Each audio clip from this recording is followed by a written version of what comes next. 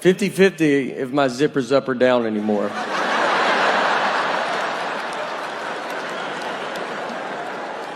It's a true flip of the coin. I don't know what's happened. I've zipped up my whole life. And now, just head out. I'm like, all right, I'll see you boys later. Just head out. Take my pants off at home. They come off easy. I'm like, oh, that was 4 hours I was walking around like...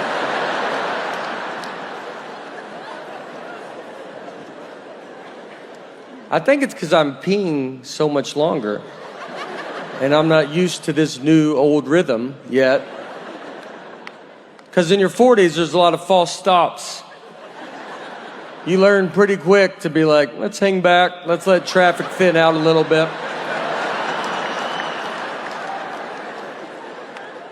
I watch young people come and go. I'm like, tell my family I'm okay. It's great having it. I've been married for 7 years, and so now we just have a 1-year-old daughter. So it's getting pretty serious, and this is way over the edge. We were living in New York when my daughter was to be born, but I'm from Tennessee, so we flew home, and my daughter was born in Tennessee. I didn't want her to be born in New York. Like, I don't need her growing up thinking she's baby. So I was like, you start where we start, all right? That. It was wild. Does anybody have kids here? Or a couple? One? The rest is like when this city dies. All right. It's wild. I remember on the way to the hospital, I told my wife, I was like, look, I don't want to see anything. All right. It's going to be gross. I wish it was like the 50s when they didn't even let men in the hospital. But it's not. Now, like, do you want to deliver the baby? We'll do most of it.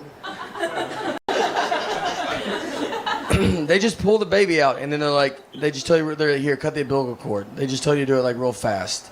Like, I didn't take a class. They just act like I'm the guy that cuts umbilical cords at the hospital. I almost cut the wrong part, and they were like, that's not... I was like, oh, maybe, you should... You did go to doctor's school for this. I'm doing minor surgery right now. And then they just hand you your baby, and they're like, all right, we'll see ya. And that's when you're like, I'd really like your help now. Like, this is... I need you to live with me or something like that. The first question I asked, they should have probably kept, I was like, how much do you feed it? That'd be a lot. I was buying a hamster at a pet store. The big thing they tell you, the thing they say, they're really big on they're like, whatever you do, let's just try not to shake this baby. That's like the number one goal. And they tell it to you, they're almost like, obviously you're going to want to shake baby, but it would be so awesome if you just did not shake this baby. That would be... And then they have a video of a guy that's like, here's what I do instead of my baby. Like I take walks, for instance. I walk 70 miles or something. I walk a lot. Then I signed a certificate like I was in kindergarten that said, all right, I promise, I swear to God, I won't shake the baby. Asking me about this. I've never heard the word shake so much in my entire life. That's all it's about. And the first night home, she was like, you're like delirious. You're just confused and tired and trying for 6 hours. And I was sitting there, I was like, wait, are we supposed to shake this baby? When we do it, this seems like when you would do it. But we didn't shake her, so cool. We have rocked aggressively, but she had to go. We went to the doctor to get when she was 9 months old. You have to do a 9-month-old checkup. So we go to the doctor, and she has to get a shot. And it's the worst when babies get shots because they don't know what's going on. She's just looking it up this day's going unbelievable. What could go wrong? What could go wrong? Why would anything go wrong? And then you're looking at her like it's about to go wrong. You don't even sort of think how wrong it's going to be. So she gets the shot. So we go to her, because we're going to hold her and console her. But she doesn't. She's just fine with the shot. And we're just sitting there the doctor's surprised. My wife's I was maybe. We should also see if she's going to be a when they get a shot. Maybe that's what we should look into. That make you nervous? I would cry if you gave me a shot. Pretty fine with pain at 9 months old. In 20 years, I'm either going to be telling her, look, we love you so much, and we're happy that you've accomplished everything. Or I will be on the news going, we love it, you need to turn yourself in right now. Just do the right. So I was born in 1979, and the reason I say that, because if you are my age or just right around my age, very like maybe 78 to 80, you might realize, or maybe you don't know, I've never been called a millennial or Generation X. I've never even really heard any of those terms growing up. And now you hear them all the time. So I looked it up to try to see, I was like, what am I? And I'm technically nothing. I'm on a cusp. I'm a generation gap. And what we are called, Zennials, or we're called the Oregon Trail generation, or we are called, my favorite name is the lucky ones. And it's true, we're very lucky. We actually grew up in two different worlds. When I was a kid, I grew up like it was the 50s. Like you would go out and your parents just didn't know where you were. We went to school and played Oregon Trail on a computer at school. No one had a computer at home. It's like, what are you, a zillionaire? Like, I mean, you could. But then in high school, I had AOL. You know, we had a computer at home. Then I got a beeper, and then I got a cell phone. I didn't have social media until I was 26 with MySpace. You know, I mean, social media, like, whatever I did in high school is a rumor. It can't ruin my life. So if you're around my age, you might realize, like, you just end up always kind of being in the middle. Like, I understand when a Gen Xer says something, you're like, I get it. And Millennial says something, you're like, no, I get it. You always just feel in the middle. And these groups all hate each other. And the most I've ever felt where I was in the middle was just this one hotel that I stayed at. So a lot of hotels now, they have Chromecast, and you can watch like Netflix in your hotel room. So I get in my room, and I turn it on, and my Chromecast is not working. So I called down to the front desk, and the oldest voice I ever heard answered the phone. This guy was a Civil War survivor. I mean, he was the age where you just go, thank you for your service. And it's like, I was in the Army, you're like, probably, man. I mean, there's an age where like they all had to go at that age, so just say it. So I tell him, I go, hey, my Chromecast is not working. And I could have just made up a word. I mean, he's never heard of that. I could have said, Bob broke. I mean, he asked if I was staying at that hotel. That's how he goes, are you staying here? I was like, do you think I've called the front desk from a different hotel room?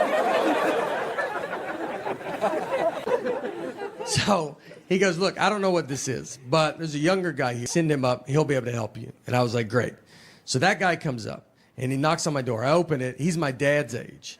And I mean, right when I see him, you're like, all right, dude, we don't have to do this. You know, I mean, I know you've heard of it, but if I can't fix it, you're not going to be able to fix it. But he's the generation that still wants to give it a try. So I got to let him in. So he comes to my room, sits on my bed, a little too far back, I thought. I just remember like the back of his calves were touching the bed, and I was like, are your feet dangling? How far back are you going to go? Are you cold? Do you want some covers, man? He gets the remote and just starts pressing all the buttons. And I said, I don't know how to do it. And he goes, let's just keep trying it, though. I go, all right. I'm going to turn the shower on, open a window. Let's try everything. You know, let's just see. Maybe it turns on. Who knows? Maybe it's all connected. So we can't get it. And he goes, all right. He goes, there's a younger guy. He's about to come to work. At this point, I'm like, I'm the younger guy, man. I was like, it's all right, dude. I don't need it. And he goes, no, it's a millennial. I was like, all right. Now we're getting somewhere, you know? This is what the millennial does. He was born with technology. He's going to fix this. I was excited. I was like, great. He goes, he comes to work in an hour. I go, wonderful. And let me tell you, you know how quick that millennial fixed it? Well, I'll never know because he just didn't come to work that night. So didn't call in, nothing. And I found out because the old guy called me because he was supposed to fill in for him. He was furious, dude. He hates that millennial. He goes, he never comes to work. He doesn't take it serious. He's got a peanut allergy. And I was like, all right, well, I ended up fixing it myself because it was just unplugged. So that's my fault. We've been traveling. I've been traveling all over the country during this COVID. And scene is, look, in the middle of the country, they're doing good. I went to a NASCAR race. They all had their mask on. They're doing what they're supposed to do. A lot of people are doing it. We're trying, you know? A lot of stuff. We take our temperature. I went to Buffalo Wild Wings. They took my temperature. You gonna tell me that teenager doesn't know what he's doing? Is that what you're trying to... You don't think he's going to doctor school? That's how he gets started, is he takes temperatures, and he's like, all right, 45 degrees, you're good. Yeah, you're like 60 degrees from a problem. So I don't, and they're not even worried about it. They just don't, 57 degrees. You're like, yeah, I'm dead, dude. That's not good. This one guy was like, does that even work? He goes, I don't know. When it beeps, I just tell him to go ahead. I swear one kid said beep. I don't think his beep worked, and he goes beep, and I was like, was that? And he goes, you're fine. Went to school in Tennessee, I went to a community college for an entire year, and I do not have one credit. It didn't, none of it counted.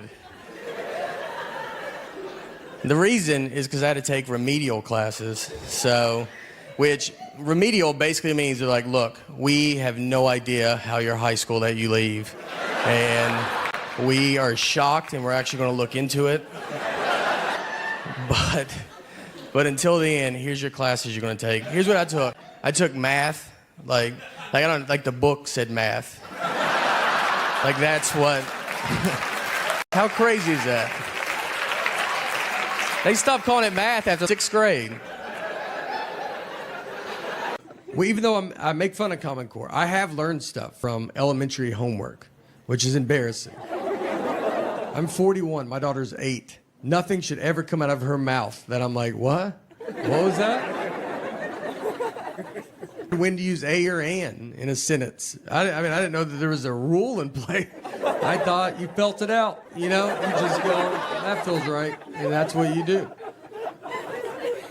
I do the same thing with a comma. I never known where a comma's supposed to go. I feel a comma's coming, I try to get out of that sentence so bad. And if I can, I just put a comma and see if someone says something, If they're like, is that a comma? I'm like, isn't my comma button has been sticking on my phone. So I'm married. We have a lot of married people here. A few. Some. That's fun. It's fun. I don't know. I've been married 4 years now, and it's getting pretty serious, to tell you the truth. A lot more serious than I thought. I always have, I got other buddies that are getting married now, so they always want to come talk to me. So, I always tell them, they're like, what's it like? I'm like, here's what it is. I'm just telling everybody. Marriage is you ever go to a concert and you see a mosh pit and you're like, you know what? I'm gonna go get in that mosh pit. But then once you get in it, you're like, I do not want to be in this mosh pit at all. I'm gonna leave and go get some beer. Then the mosh pit's like, didn't you drink last night? All right, mosh pit, why don't you get off my back and let me live my life? Why?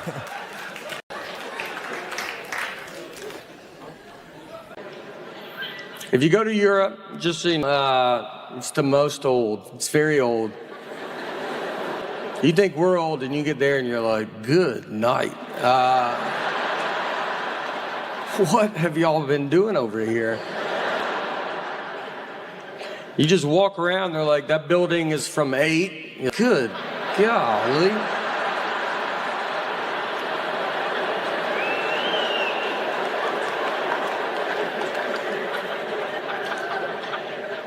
We take her out. We go do stuff. I would take her to Chuck E. Cheese all the time.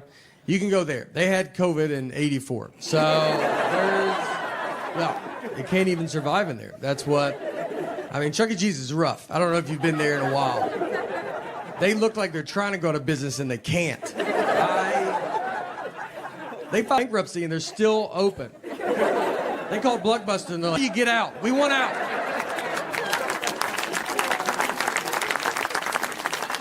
They're updating nothing. That Chuck can is just robotic. The drummer doesn't even turn on. It just sits like that the whole time. They sell booze to parents now. They just give them buckets of Bud Light.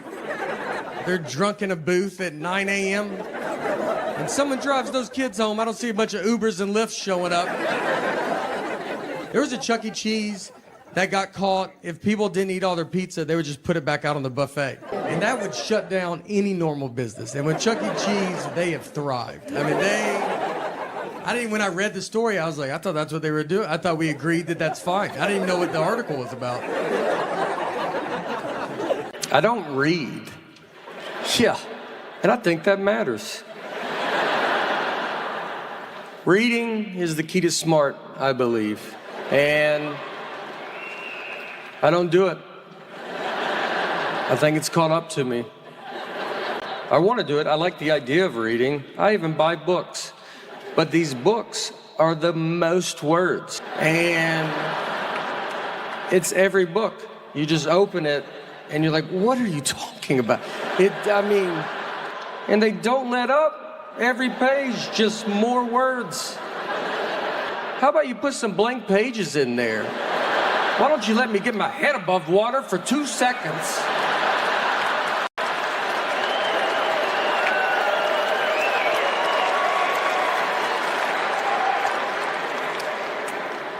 We went to Europe last year. Europe's very old. That's what I learned last time in Europe. Like, because you think we're old as a country, and you get there and you're like, good night. You know, how long have y'all been over here? Australia, very far away. Farther than I thought. Our Earth, a little bigger than I thought it was. And I think we should have went the other way as well, but the pilot had different plans. I had jet lag there. I did not mind it because I woke up at 5:45 a.m. and I don't ever wake up that early. So it was like a new life, you know? I was like first in line at the breakfast buffet. Here's what I'll tell you. If you get up at 5:45 a.m., noon is pretty far away, though. I mean, I thought you bet your life, and it's maybe 8:30.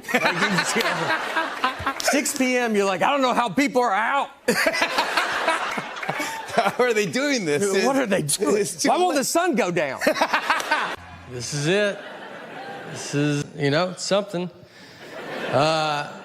Thank you guys for coming out. Appreciate it. Very excited. I tried to, I'm always like trying to lose weight, and then like you think, I'll tape a special. That will, that'll do it. And then you just kind of, next thing you know, it's already started. So,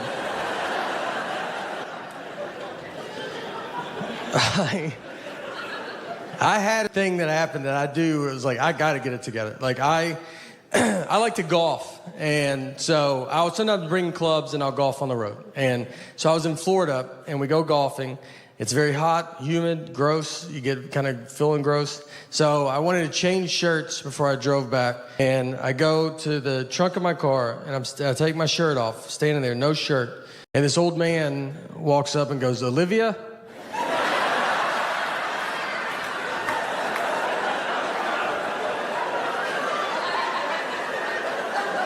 I had to turn. I was like, I'm sorry. What did you say? I'm sorry.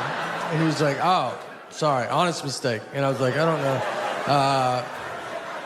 He was looking for his elderly wife and saw me with no shirt on and thought that could be Olivia. I had a car that he does not recognize. None of this is making him not. He's like, I don't know. That's a dead ringer for Olivia.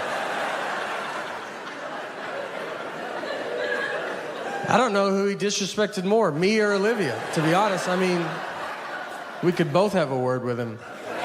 So I'm 41 years old. And when I turned 40 was the first age I did not want to turn. I remember my parents turning 40, it just feels old. And it's also the age that you do realize everybody you're talking to, you are older than. Before you're 40, I think everybody you talk to is your age. And the reason when you turn 40, you're just older than that person. I'll just be talking to them like, remember that? It's like 97, 98. They go, I wasn't born yet. You're like, golly, are you serious, dude? In my eyes, we look the same. Where's your dad at? Let me talk to him, because I swear I thought you were my age. Thank you. And also, guys, in all seriousness, I don't know. No, look, the it's getting very advanced, all right? I've been to a dog bakery. I've been to a dog bakery in my life. And this wasn't in, Beverly Hills or like Miami or something. You feel like they would have something like that. And this was in Mount Juliet, Tennessee. And if you don't know where Mount Juliet is, it's fine. But I bet you can tell that doesn't sound like a town you would drive through. I bet they have a pretty good dog bakery here. I went in there, and no one was in there. The lady was looking at me like, are you here to buy this store for me? That was her only hope.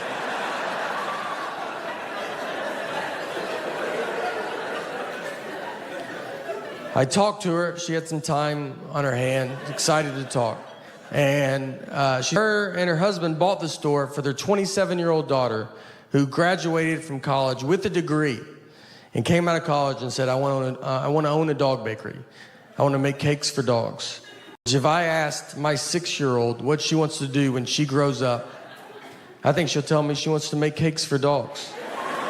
And I'm gonna tell her that she can do whatever she wants to do, hoping she doesn't turn 27 and go, let's talk about those cakes for those dogs. Maybe they're usually busy. Maybe I was on there on a slow dog birthday day. I don't know, all right? She told me everything was organic, and I was like, that's good. That's what I like to hear. All right, this is for that dog that's outside licking gum off the sidewalk right now. And if anybody deserves organic food in our house, this little girl, I'm not gonna waste it on her. It's for that dog that's wandered out in the highway because it doesn't know what cars are.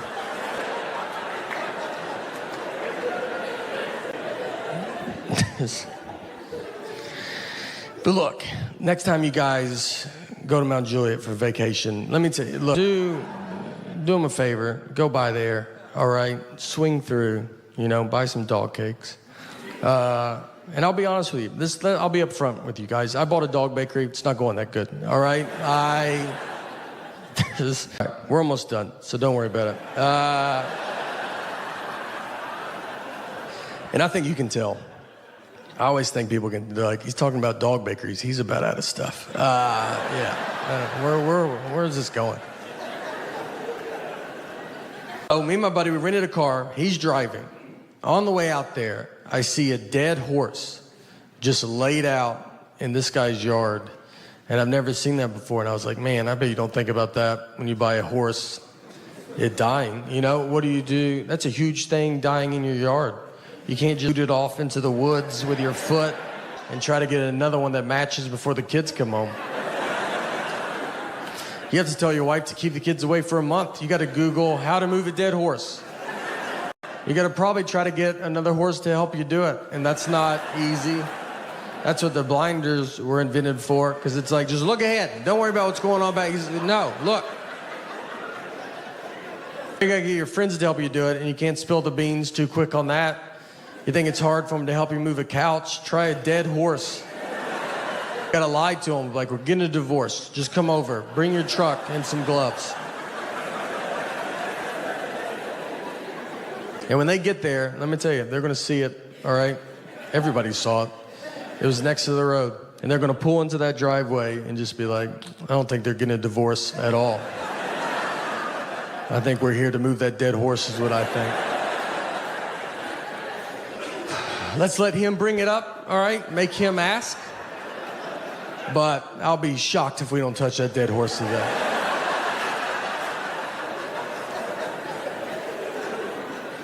And if you ever have to move a dead horse, I've thought a lot about all this. You want to be the first one to the horse, all right? You don't want someone else to tell you where to grab a dead horse. So you run out there like you love it. Like you're like, this is what I hoped it was. And get to the hoofs in the front and be like, all right, I'm here. You guys decide where you guys want to be.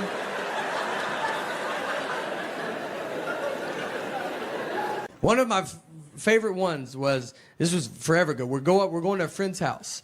And it was a 4-flight walk up. And so 4 flights, obviously I walk faster than Nick. And I used to wait for him, but we've just been friends too long. I can't. We're like an old married couple. I'm just gone. So I knew where we were going, and I knew that he did not. So I leave him, and I go into my buddy's apartment. I was like, Nick doesn't know where you live. So that's fun, just see what happens. About 30 minutes go by. Nick finally comes into the apartment, and I asked him, I was like, where were you? He goes, I didn't know where to go. And I go, I know. So, like, you've been gone for a long time. Did you go back outside? He goes, I've been in someone else's apartment all this time. He went into someone's, he was just trying handles. And the door opened, he walked in, said, I'm with Nate, and went and sat on their couch. That's how far he made it. Think about where your couch is. That's how deep he made it into their place. And he's so confident, they had to be like, I don't know, maybe we know a Nate, I took a typing class in 7th grade. That's how And I thought it was a waste of my time. In my head, I was like, who's gonna be typing? Cursive is the future.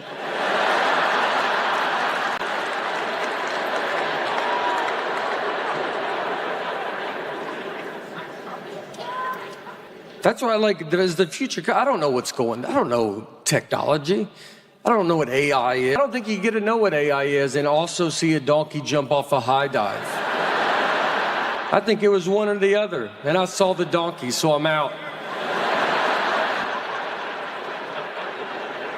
If I send an email and it says the file is too big, I don't know what to do.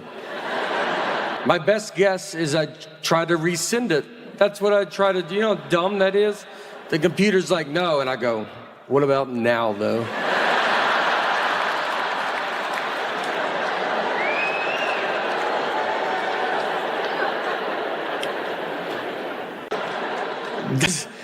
One of the first things they had to do, car manufacturers, before crash test dummies were invented, they would use a pig in a car wreck. So they'd sit a pig, I guess upright, and this little pigs are smart. Pretty good day for this pig. You gonna let me drive a car? Pretty fun day. He's got his elbow out. Are y'all kidding me right now? You gonna let me drive this car?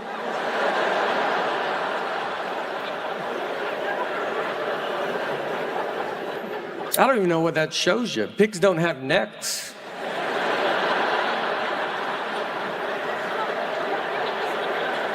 That's what I was around when I was growing up. I mean, I look at my daughter and I have more in common with a pilgrim.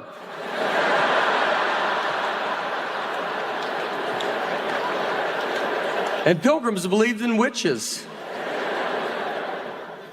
I'm excited to be here. I'm from Nashville, Tennessee. And couple, all right. Some people.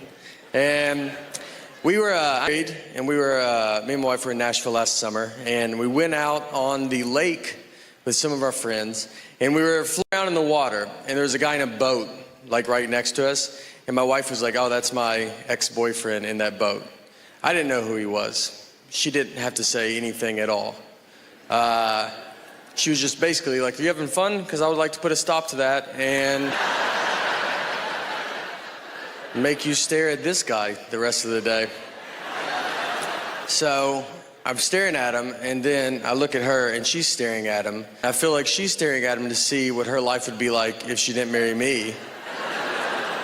So I started staring at him because I was like, I'm gonna see what my life would be like if I didn't marry her, you know? We were both putting so much pressure on this guy, and we have a daughter. We have a 3-year-old daughter, and we took her to Disney World, and I made the mistake of like telling my friends. They were just like, I don't know why you're taking her, you know, just wasting money. She's not gonna remember it. And it's like it's exciting. Like she believes in Minnie Mouse. Like it's fun to see her get excited.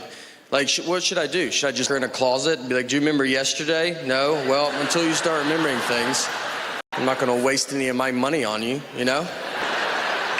I live near Montreal. I've been here a few times. Last time I was here, had a bit of a too much of a good time. Is that how you should say it? I was staying here at the hotel, super drunk, and locked myself out of my hotel room completely naked. And I remember getting all the way out, and then I hear the door shut, which is the most boring noise I've ever heard in my entire life. So I'm standing there, I'm like, what are you gonna do? And I was like on the 7th floor, and I was like, oh, window, I'll just jump out of that, you know? That's easier than talking to my wife about this. And I looked to the left, and there was a cleaning lady, and she's just staring at me. And I'm just like, what are you doing here? And you know why she's there? Because it's like 11 a.m. That's why she's there.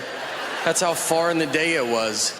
And I looked at her just like, you know, what are you gonna do? Like, this happens to the best of us, right?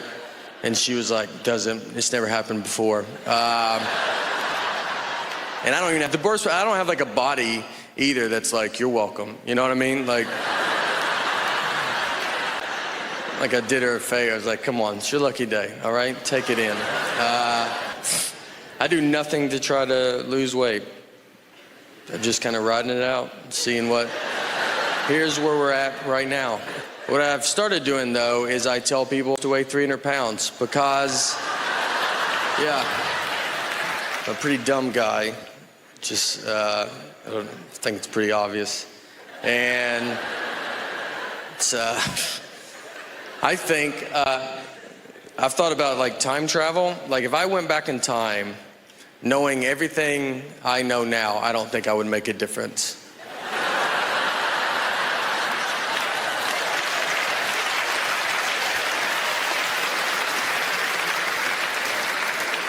I don't think you would even hear about it. If I went back to the 20s and I like saw some guy on like an old phone, I'd be like, hey, eventually they have phones you just carry in your pocket. And he'd be like, yeah, how do they do it? It's like, I mean, I don't know. I don't know doing it. It's like a satellite or something.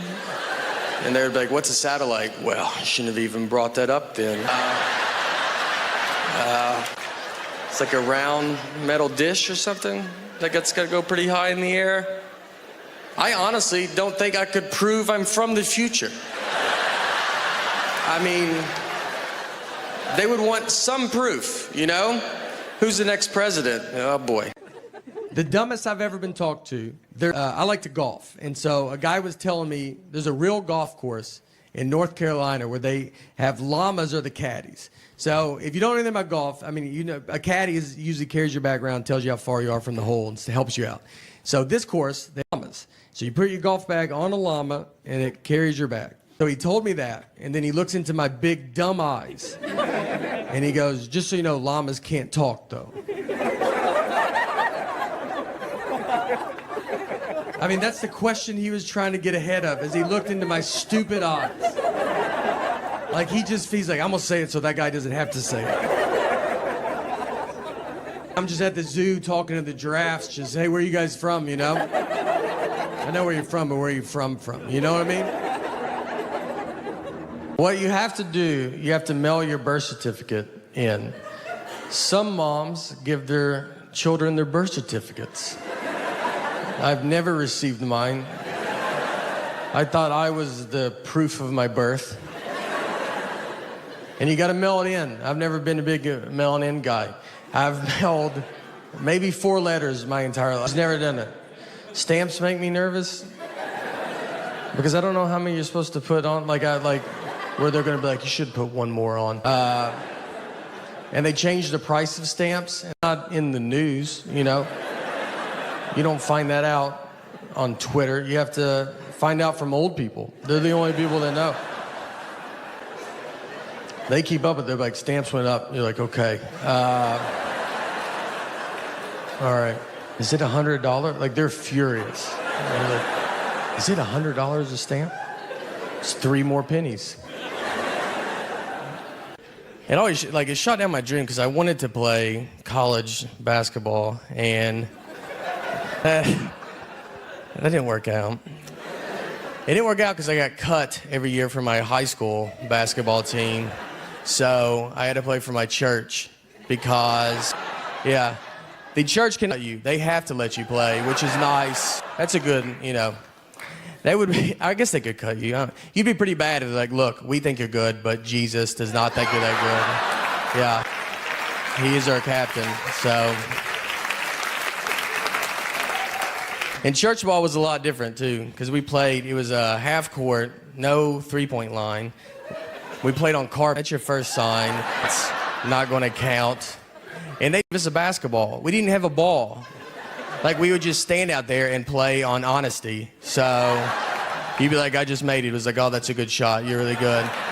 I stole it. I forgive you doing it. It was moral points. It counts like.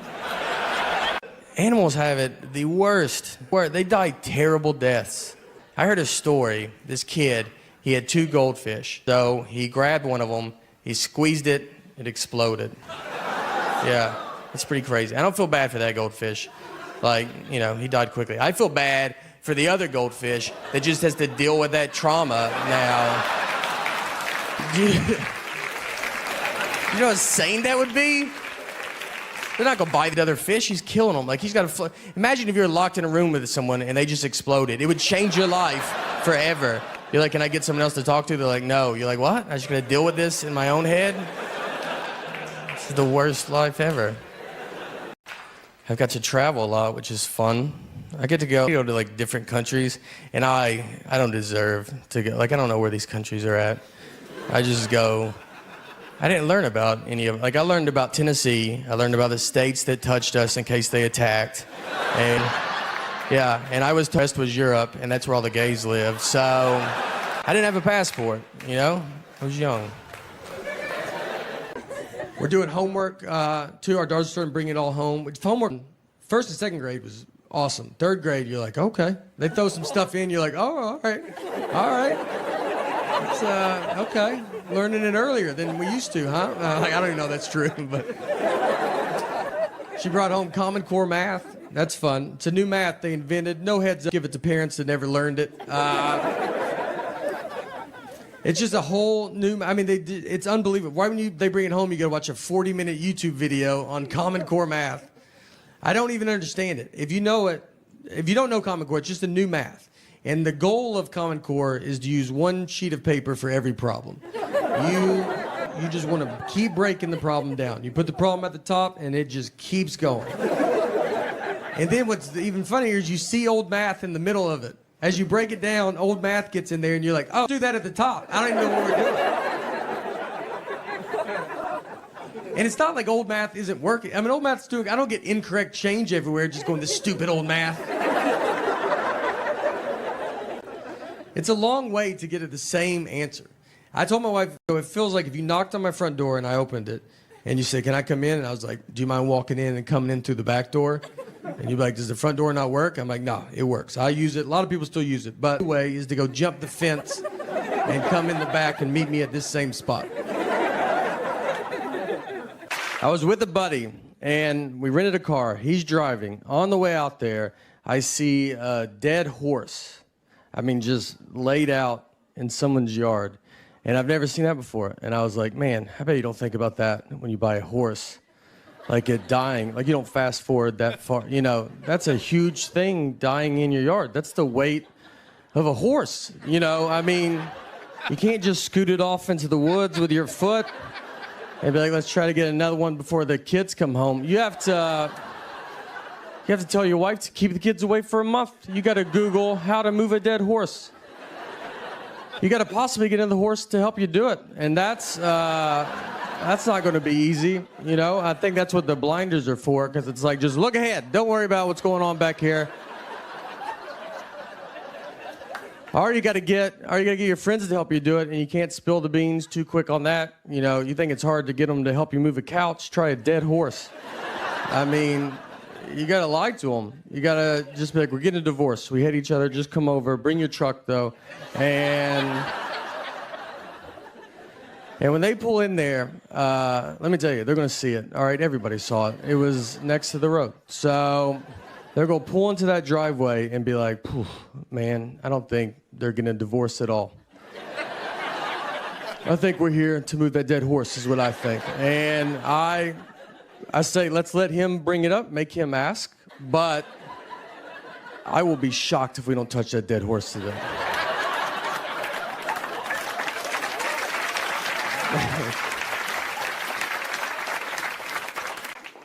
And look, if you ever have to move a dead horse, I've clearly thought about it. And you want to be the first one to the horse. You don't want someone else to tell you where to grab a dead horse. So you just run out there like you love it, like it's the third one you've done that day. And get to the hoofs. Go ahead and start lifting and be like, you guys get where you guys got to get, some guys down there, and let's just get it over with. I mean, I think what I saw growing up, I mean, we would go watch, my dad's a magician. So we would go watch my dad do magic at the Wilson County Fair. Which county fairs are great. If you've never, they're still going. I don't think the government knows about them, but I mean, we ride these rides that were on the interstate an hour ago.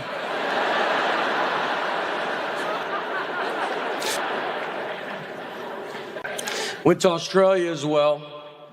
Australia is very far away. I'm gonna tell you, our Earth is bigger than I thought it was. We flew 16 hours, over 500 miles an hour. Barely made it. Barely. I think we went the wrong way as well. And to make fun of my generation, just so it doesn't seem like I'm trying to skip over, another hotel I was at, another syrup incident, actually. I mean, I'm a big fan of waffles, so syrup, I'm around syrup quite a bit. And at a Holiday Inn Express, so the breakfast buffet there is where they have the cereal where you turn the knob and like 4 pieces fall out. It's like how you feed a cat for a long weekend, you know? That's enough. They had batter and syrup.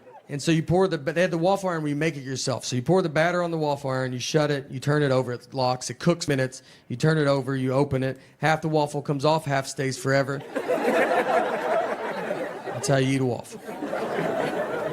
So I'm with my buddy of mine that's my age. So we go through, he's not really talking or anything, just going through. He gets to it, it's batter and syrup, they're in containers. They're not labeled, but they're in clear containers.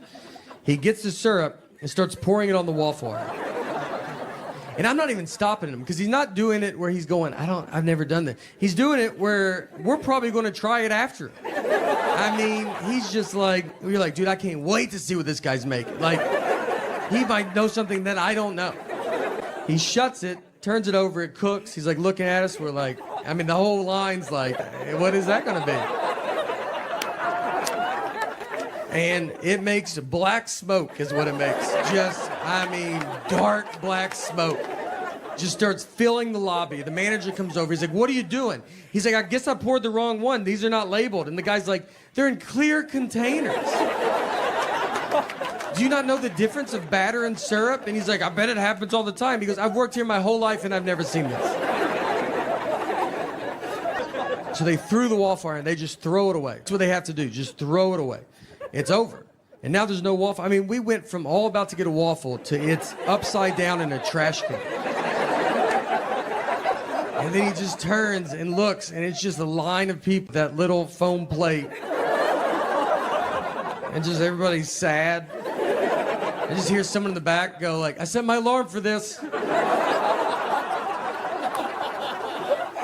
I mean, 2 guys didn't have shoes on. They go, I ran down with no shoes in that elevator. I thought I was going to miss it.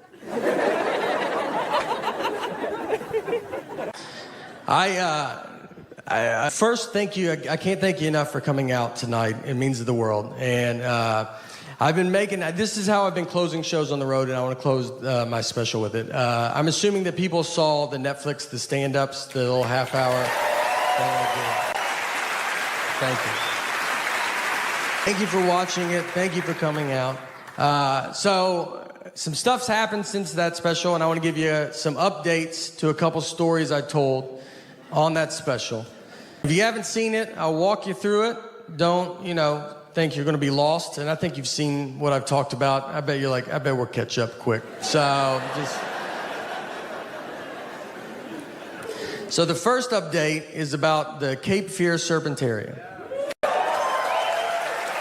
And if you haven't seen it, you could pause it right now and go watch it. But you might be like, I can't handle really much more of you. But if not, I'm gonna walk you through it, or maybe just a reminder. But a very quick, unfunny version is I went to Wilmington, North Carolina, to a guy's house, and he had a bunch of snakes, lizards, and a crocodile. And when I was there, a crocodile got out, and a lady wrote a TripAdvisor review about it. That's the very quick, unfunny version. If you haven't seen it, don't think that's all it takes to get a Netflix special.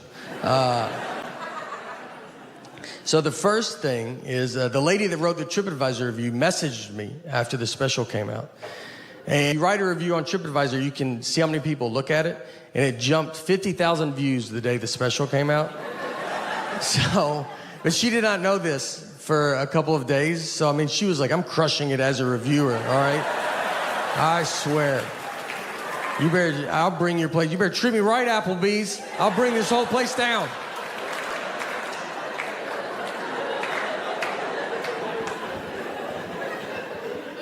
I went to a McDonald's drive-thru and my window did not roll down. That's the universe saying, give it a rest. And I fought through it. It's embarrassing because they can tell because I had to pull, because I got to open my door. So it's going to hit the speaker, so I got to drive by it. So the car behind me is like, are you leaving? I'm like, my window don't roll down.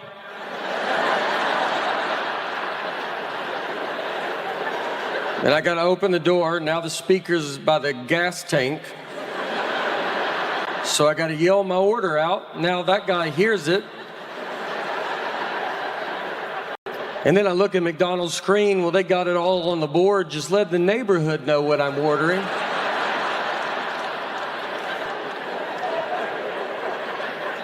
And then I drove by the window, the drive-through window, and I got to go by it because I got to open my whole door. So I go by it, and I see them. They're like, where are you going? And I was like, nowhere. And I go by, and they see my whole body sitting in a chair. It's crazy. If you've never done it, it's the most vulnerable I've ever felt in my life. You're just sitting there and you're high. They see your feet. They see your feet. They just throw it at me like a bear. Just throw it.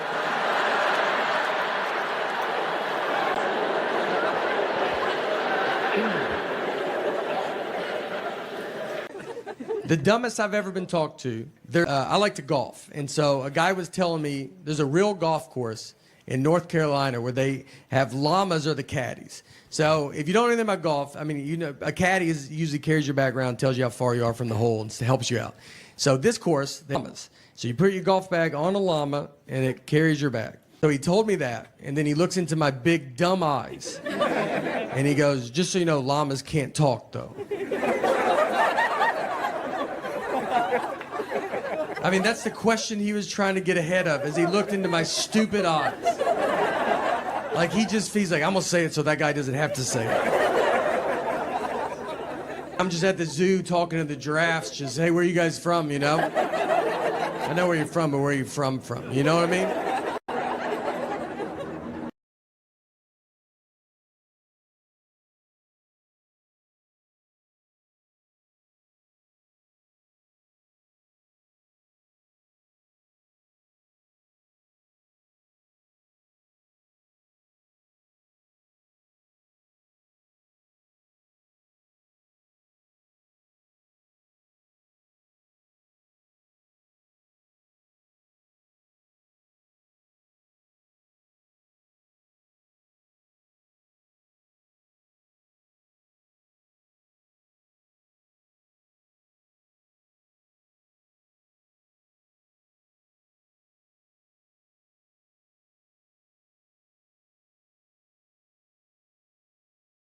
I live in Nashville, and I travel a lot of hotels. Every hotel I go in, I ask if they have a gym.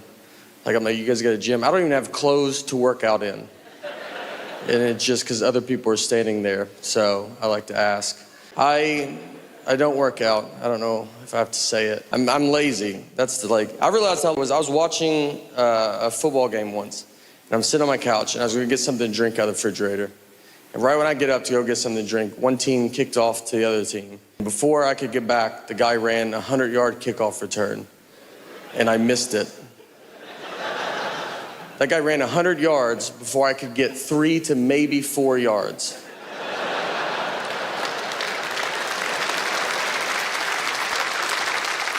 He also had 11 people really trying not to let him run 100 yards. I don't even have an ottoman. It was wide open. Couldn't make it. I did play sports growing up, though. I tried to play basketball for my school, but I got cut every year. So I had to play for my church, because the church cannot cut you. They have to let you play. Or maybe cut you, I don't know. You'd be pretty bad if they're like, look, we think you're good, but Jesus does not think you're that good. And he is our captain. I played baseball too. When I was 13, I was playing baseball. And one time I was up to bat and I get walked. So I take my base, I get to first base, I turned around and the catcher was still standing there and he was holding the ball. And he's like staring at me, like he was like daring me to run. Like he was like, go, I bet you can't make it. And I was like, all right, man, I'm gonna go. So I just ran. When I ran, he threw it to second base. Ball goes in the outfield. So then I run to third base. The outfield grabs the ball. They overthrow third base. My third base telling me to go home. This is about to be an inside the park home run off a walk. I'm gonna be on SportsCenter. This is the biggest thing that's ever happened in baseball. I slide, there's a play at the plate, and that's when the umpire tells us that it was only ball 3.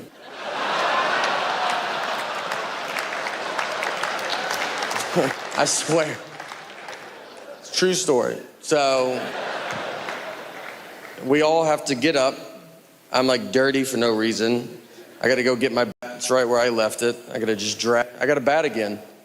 It's 3 balls, 2 strikes. Next pitch, immediately out. I'm exhausted and over baseball. And I just looked at the ump and he was like, you can go now. I learned though that day, I learned that if you're confident, you can get away with quite a bit.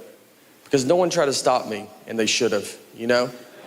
They knew I wasn't supposed to go. That's why the catcher was holding the ball, because he was like, I don't supposed to be going yet, right? And then I just ran to second. He's like, I'm wrong. No one's that dumb, you know? And then he just launched to the outfield, who's barely paying attention. They think it's a hit, and the umpire figures it out. It's just easier to let me get all the way back to him, you know? Let me feel what it would feel like.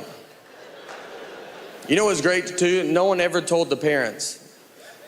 They never explained it. They were cheering. It's a pretty exciting play to watch. And then they just see me slide into home and then just stand up and bat again. They just are like, is that just a rule in baseball? I don't even know. When I first moved to New York, I was there 3 months from Nashville, Tennessee. And I remember one night we would do comedy, then we'd always go eat at like a diner really late. And one night I'm sitting, I go to this diner, I'm sitting in the back, and this guy walks in with a CNI dog, but he's like pretending to be blind. Like he's not, like I'm really good at telling when people are fake blind. And I was like, this guy's not blind, you know? He walked in, he made a big announcement to it. He's like, hey, I'm blind, everybody, I'm blind. And then he started just knocking everything off everybody's table. Like, oh, I wish I could see what's going on, but I can't because I'm blind. And he had a CNI dog. He was leading the dog around the whole time.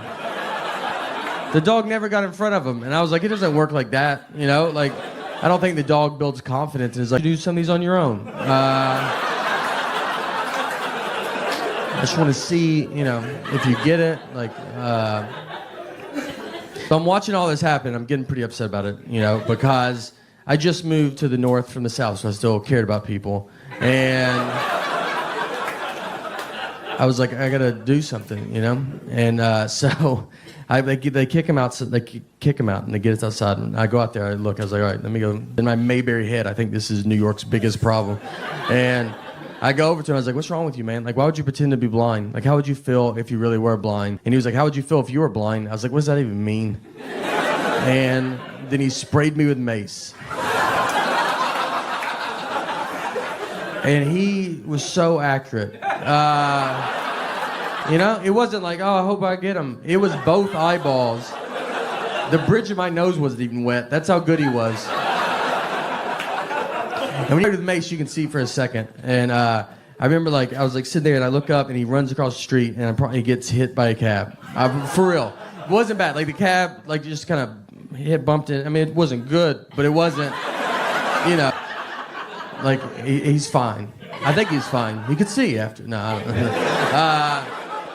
But he falls into the sidewalk. But I remember, like, thinking, I was like, I saw that cab. Like, he definitely should have seen it, you know? So it was like, all right, I mean, odds are he's probably blind, you know? It's his first day or something. I don't know. Like, maybe he's going through a lot. And I should have just backed up. Everybody asked, too. They're like, oh, was it, they would one another. Like, would you get sprayed with pepper spray or mace? And it's like, I don't know what kind of life are you living if you could tell the difference. If I knew something, I don't know. Could have been hairspray. I don't know. What do you? It always it shot down my dream because I wanted to play college basketball, and that didn't work out. It didn't work out because I got cut every year from my high school basketball team. So I had to play for my church because, yeah, the church can let you. They have to let you play, which is nice. That's a good, you know. They would be, I guess they could cut you. You'd be pretty bad if they're like, look, we think you're good, but Jesus does not think you're that good. Yeah. He is our captain, so. And church ball was a lot different, too, because we played, it was a half court, no three-point line. We played on carpet. That's your first sign. It's not going to count. And they gave us a basketball. We didn't have a ball. Like, we would just stand out there and play on honesty. So you'd be like, I just made it. It was like, oh, that's a good shot. You're really good. I stole it. I forgive you doing it. It was moral points. It counts less. I don't think things through. That's the message tonight, guys. There's not.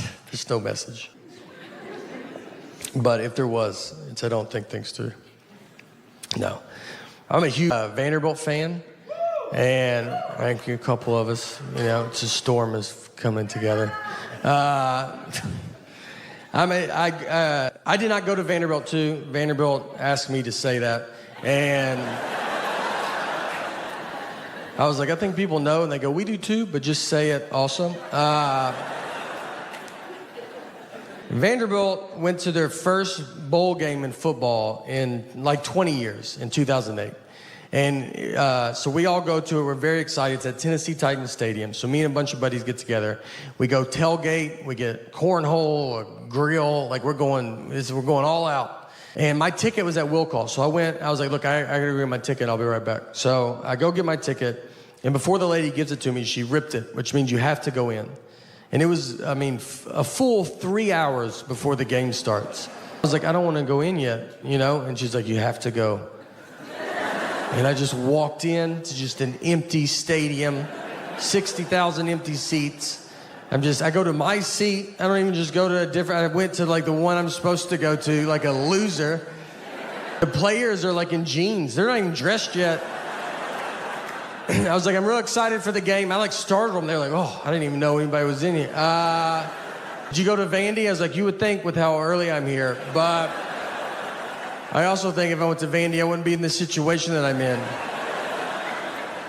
I walked to the top of the stadium and just watched my friends tell. I just sat up at the very top. And I was like, I'm already in, guys. Yeah, I decided to save our numbered seats. Nothing was open. I stood in front of a concession stand like I was waiting for an iPhone to come out. Just that gate was down. I'm just like already trying to figure out what I'm going to eat. And they came and opened it, and one side got stuck, and I helped them. I go, I'll get that. So I helped them open it. They're like, oh, do you work here? I was like, I've been here a little bit longer than you have. So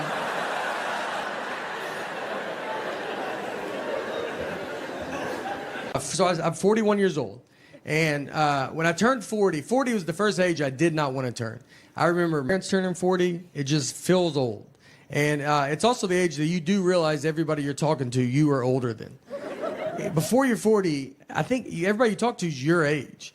And the reason when you turn 40, you're just older than that person. I'll just be talking to them like, remember that? It's like 97, 98. They go, I wasn't born yet. You're like, golly, are you serious, dude? In my eyes, we look the same. Where's your dad at? Let me talk to him, because I swear I thought you were my age. We got very lucky with our neighbors. Our neighbors are super cool, and we're very close with them. They all have real jobs. They went to college and stuff.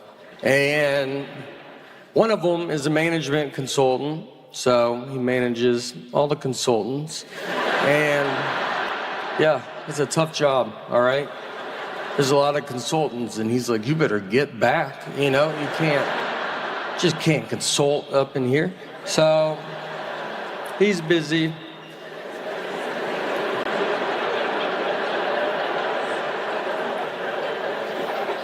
Our other neighbor's an actuary. I thought that was with birds.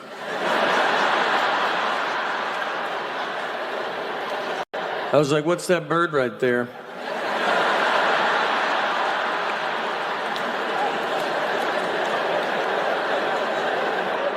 He goes, I don't know. And I was like,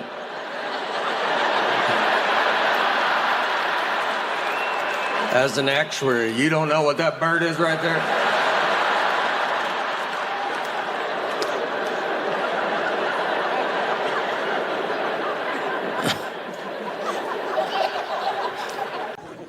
I've been doing these drive-in shows, these movie theater shows, and my buddy Nick Novicki's been with me, and Nick's a little person, very fun. We started comedy together. It's very fun to be friends with.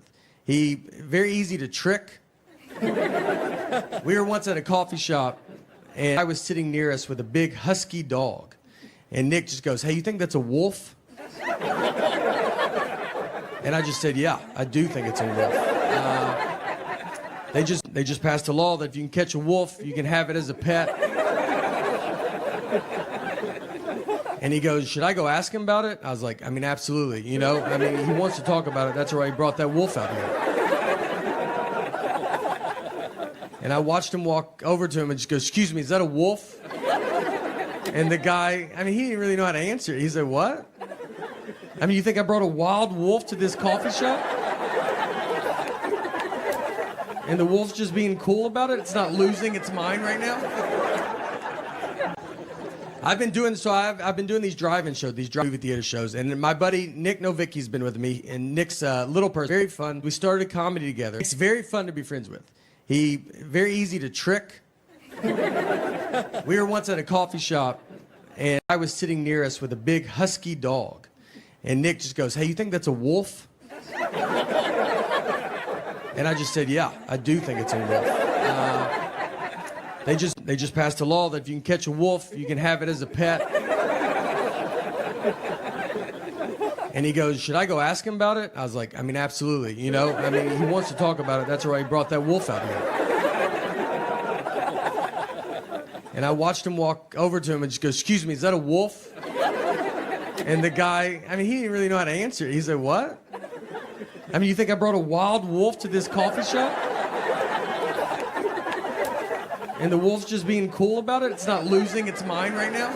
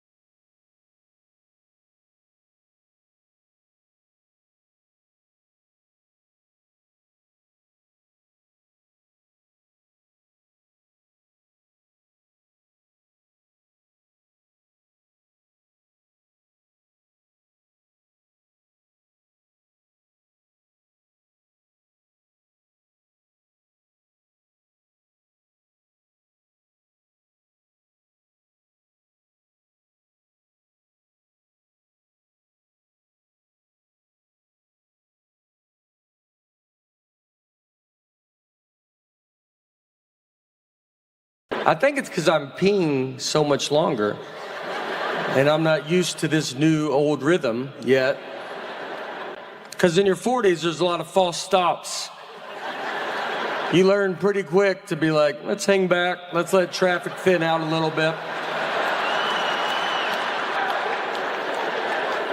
I watch young people come and go. I'm like, tell my family I'm okay.